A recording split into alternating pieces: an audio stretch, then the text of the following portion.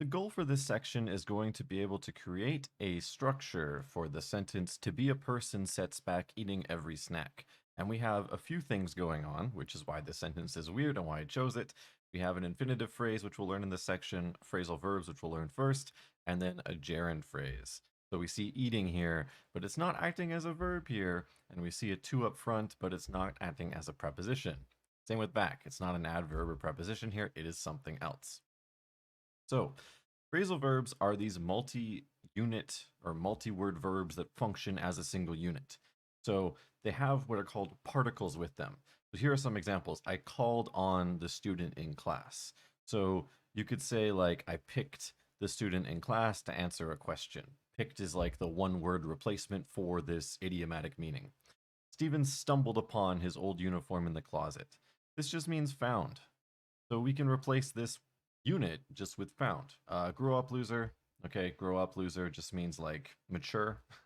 So this is like a request to say mature. Please hand in the exams when you're done. So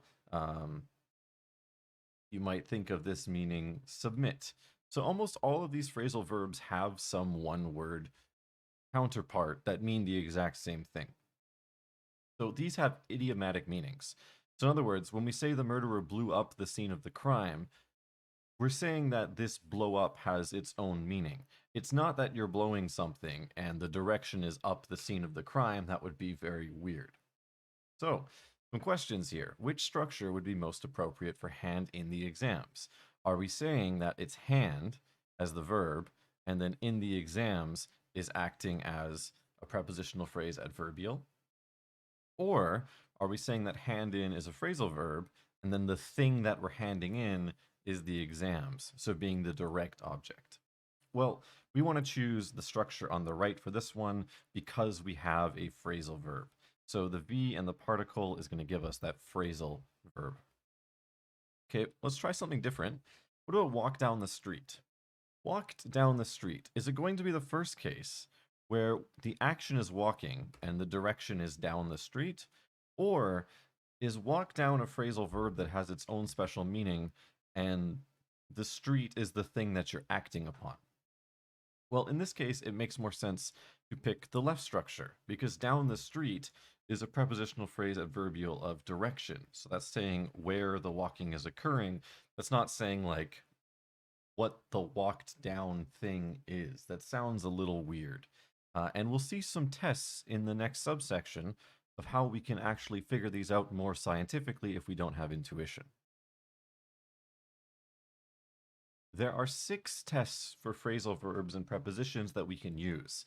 So the first one is the pausing test, and this has to do with speech. This is not something that you can read. This is something you have to say out loud. So it is odd when we have a phrasal verb to pause between the verb and the particle. So if you said something like the bookworm read over the glass floor, this sounds okay because the bookworm read and then over the glass floor is where the reading occurred. But if I said the bookworm read over the instruction manual, something is a little weird there because it's saying that the reading was on top of the instruction manual. But if I say the bookworm read over the instruction manual, now that means they read through it. They read the entire thing. So the pausing, if the pausing sounds okay, that suggests you have a preposition. If the pausing is not okay, that suggests you have a particle. One of the biggest tests is the intervening NP test. So with the phrasal verbs, you can do V particle, and let's say there's a noun phrase direct object, that's an option, or you can do V, a noun phrase direct object, and then the particle after. So for instance, we can't say the bookworm read the glass floor over in terms of the meaning being the bookworm is reading on top of the glass floor. That's weird. But we can say the bookworm read the instruction manual over. So we can take this noun phrase direct object, which was originally coming after the particle, and we can move it in between the verb and its particle. So that's one of the biggest tests that you have a phrasal verb. We can try the verb replacement test. This is what we saw in the last subsection, where I basically said that all of our phrasal verbs have some single word counterpart that gives pretty much the same meaning. So the bookworm read over the instruction manual, the bookworm reviewed the instruction manual. If you have a preposition, you can also do the prepositional phrase coordination test. This is because we know that whenever we take two XPs, so two phrases of the same type, we can coordinate them in order to make a bigger phrase. So the idea is if you have a prepositional phrase, it should be okay to coordinate it with another prepositional phrase. So you can say she went over the hill and under the desk. That's fine because these both have the meanings of location. But when you say she went over the assignment and under the desk, the meaning starts to change here. The interpretation you're going to get is that they're going on top of the assignment and under the desk, but that would be a preposition in that case. If you want the actual meaning of went over meaning reviewed, then suddenly this prepositional phrase at the end and under the desk sounds weird. So that's another test you can use. The last two are the PP movement test and the adverb insertion test.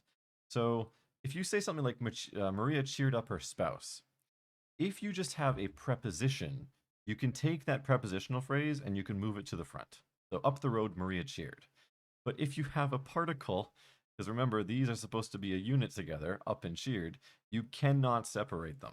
So you cannot separate a verb from its particle by fronting it in that way. So up her spouse, Maria cheered. That's a little weird. It doesn't give the same idiomatic meaning. And finally, the adverb insertion test. So if you have a prepositional phrase coming after a verb, you can usually put an adverb right before it. That's fine. We've seen that a lot before. But if we have a verb and its particle, we cannot put that intervening adverb phrase in between. Otherwise, it loses the correct meaning that we're trying to get at. It loses that idiomatic meaning, and it's no longer a phrasal verb. So, phrasal verbs can be a variety. I've just been using V so far to mean verb, but they can be intransitive verbs, transitive verbs, or ditransitive verbs. So Steve passed out. This is a intransitive phrasal verb.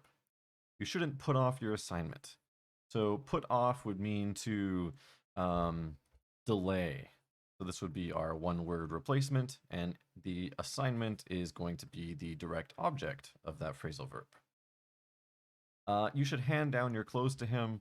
So this is just another synonym of give, but it's going from someone who owns it to someone who doesn't have it, and it's a used thing. So we have the thing being given, the direct object, and then we have the person receiving it, which would be the indirect object. So we can have phrasal verbs of different verb types. Okay, so do the underlined set of words form a phrasal verb? Pause the video, try it yourself, and now let's go over the answers.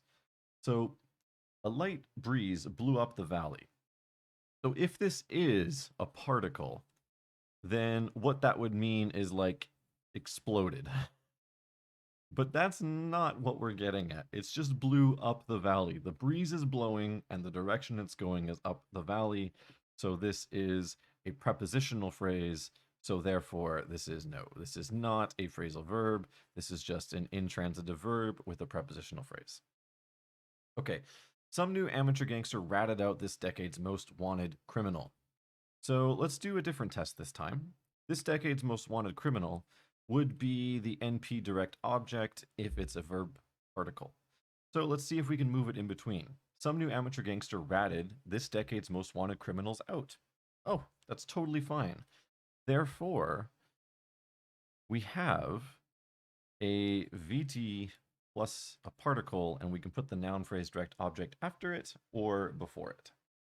Okay, finally, I do not look forward to the day when I never see you again. Okay, look forward to is interesting because we do have at least a verb here. So look forward to. Is there a nice single replacement here that we can do? I mean, we have forward and to. So maybe let's ask ourselves, what about just look forward? Okay. Well, can we put this in between look and forward? I do not look the day when I never see you again forward to. No, that's not going to work. So we probably don't have a particle with forward. What about with to? Can we try to put that in between forward and to? So I do not look forward the day when I never see you again to. No, this doesn't quite seem right. So this sounds, when I say look forward to the day when I never see you again. So to the day when I never see you again is acting here as a prepositional phrase. And forward in this case is just acting as an adverb. So where are you looking? You're looking forward into the future. And what are you looking at? Well, to the day when I never see you again. So this is just an intransitive verb. All right. So with that being said, we now have a little bit more information about our structure so far. We are now able to say that with sets back, back is going to be a particle. So sets eating every snack back. We can put this bit in between the verb and the particle, and it sounds just fine.